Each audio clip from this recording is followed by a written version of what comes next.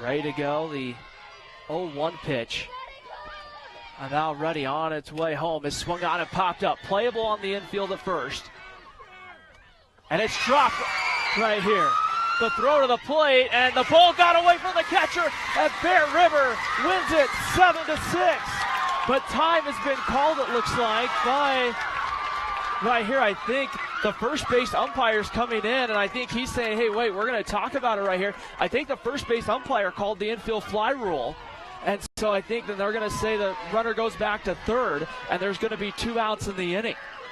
The first base umpire initially signaled out before right when it was caught. And so I'm thinking the infield fly rule.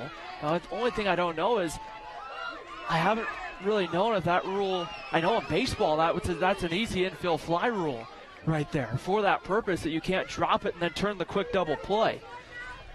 So they're going to explain it right here. It looks like the Bear River coaches all out there having a conversation about it.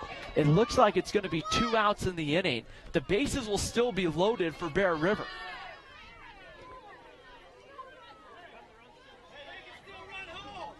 Right here, they're having a conversation right here. The head coach for Bear River, I think, wanting all the umpires to sit around and talk about it right here and try to work this out. This is a tough call in the ballgame to make because of the fact that you don't really want to change the call necessarily, because you've already said the runner at home was safe.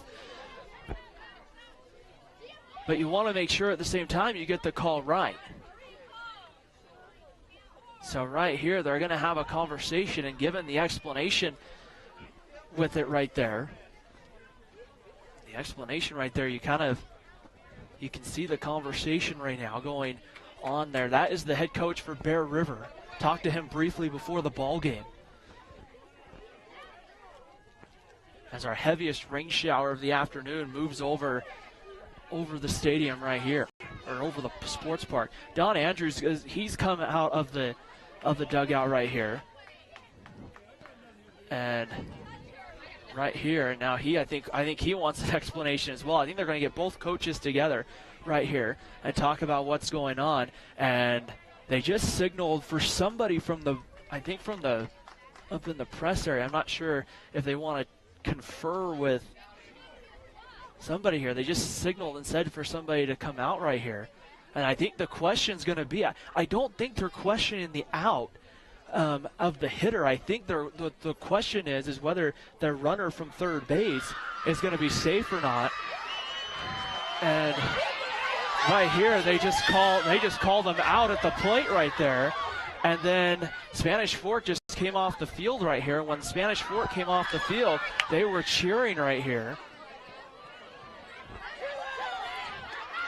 Spanish Fort came off the field right here, and we're going to see here what the explanation is going to be. The umpires are going to go talk, and they, I think, have, I don't know if it's some kind of rules consultant or something that they called down from the field. There's another, or maybe an alternate umpire who came down from the booth. He's got the UHSAA hat on. He might be an alternate umpire, and right now it's a really Spanish Fork. They've left the field.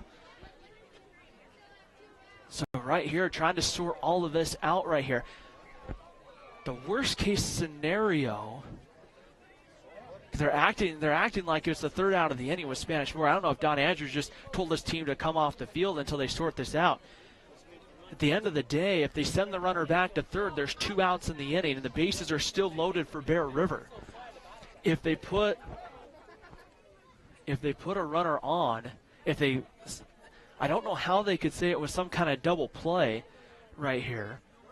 One of the Bear River coaches right now is pretty close to that baseline. He's being told by the umpire, hey, get back here. There's been a couple of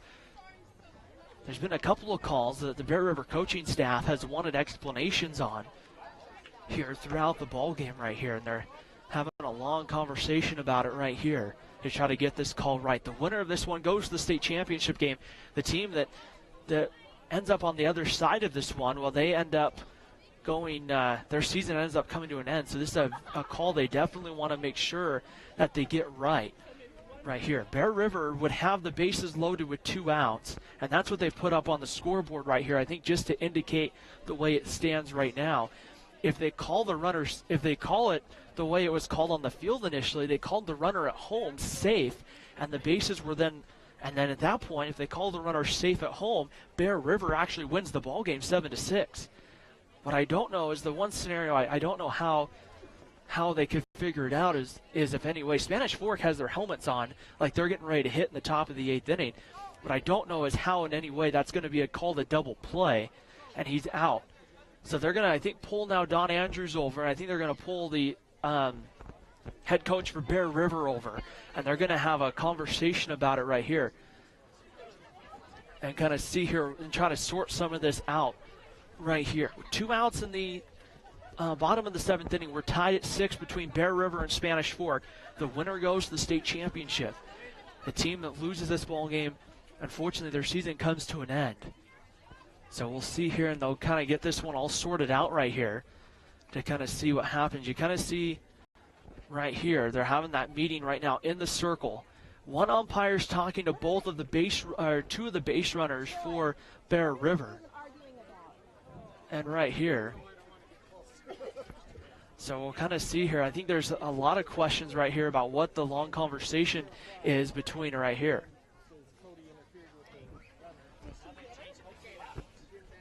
And so it looks like right here we have some of the Bear River coaches right in front of us kind of talking a little bit about it. And I can't catch all. I know there's something, they're saying something about interference with one of the runners, which is what one of the outs is, it looks like. And that's the only way I can think of that they could come up with the 3rd out right here as they kind of sort this out here. If it is ruled some kind of a double play, then at that point we do head to the 8th inning, and we would be tied at 6 right here. And I think what they're going to do is they're going to, so right here, so what they're going to do, it looks like they're calling interference at the plate, it looks like. Looks like interference at the plate, so the runner's out there, and that's how they got the 2 outs. And so they're going to...